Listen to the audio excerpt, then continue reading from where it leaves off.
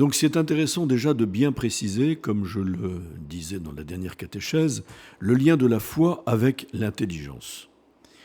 Nous avons parlé de motifs de crédibilité qui sont nécessaires pour que la foi adhère vraiment à la vérité de Dieu. Voilà.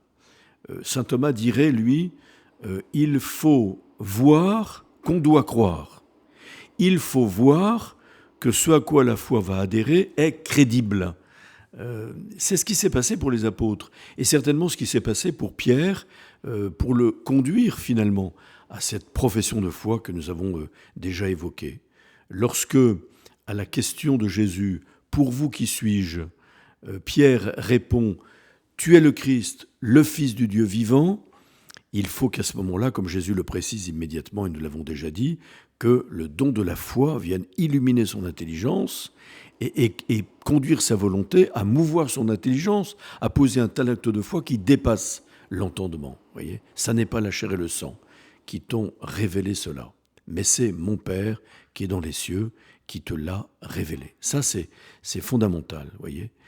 Mais ce qui a conduit et disposé Pierre à accueillir ce don de la foi qui lui a été donné de manière instantanée au moment où il a dit « Tu es le Christ, le Fils du Dieu vivant », car sans ce don instantané, il aurait été incapable de prononcer une telle profession de foi, eh bien, son esprit et son cœur ont été disposés par des motifs de crédibilité, par des évidences de crédibilité, comme dira saint Thomas d'Aquin dans son traité de la foi. Par exemple, il a entendu le discours de Jésus, la cohérence de ce discours, dont tout le monde s'extasiait en disant « cet enseignement est nouveau, il n'est pas comme celui des scribes et des pharisiens, il est tellement nouveau, il est tellement impressionnant, d'où lui vient cette sagesse ?» disaient ses compatriotes lorsqu'il revenait à Nazareth et qu'il se mettait à prêcher. Vous voyez, la cohérence de ce discours, la force de ce discours, la force de la parole de Jésus qu'il a tant de fois entendue,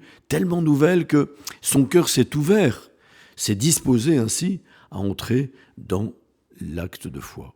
Les miracles de Jésus, les signes de la puissance de l'amour de Dieu, qui pour autant n'a pas guéri tous les malades, qui n'est pas venu en aide à tous les pauvres, mais qui, de manière très significative, a manifesté cette puissance qui était en Jésus, l'a mis sur la voie d'entendre, de recevoir ce don de la foi pour dire « Tu es le Christ, le Fils du Dieu vivant ». Et je dirais même la prière de Jésus.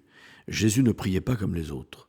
Jésus priait d'une manière très intense, très intime, et lorsqu'il était en prière, que ses disciples étaient à côté de lui, qu'ils retenaient de leur respiration tant cette prière de Jésus était dense et impressionnante, il y avait des paroles qui échappaient de ses lèvres, tout en priant intérieurement, qui disaient en particulier « Abba, Père ». Abba en araméen, cela veut dire « papa ».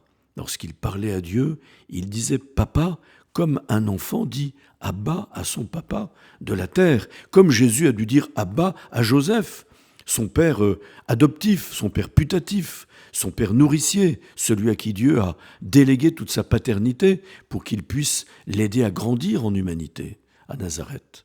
Eh bien, en entendant cette parole échappée des lèvres de Jésus, s'adressant à Dieu, non pas comme les scribes et les pharisiens qui disaient « Dieu des armées, Dieu tout-puissant, Yahvé Sabaoth », non, papa. Il comprenait qu'il y avait une relation familière et intime avec Dieu, entre Jésus et Dieu. Et donc tout cela était pour les apôtres, et pour Pierre en particulier, des motifs de crédibilité.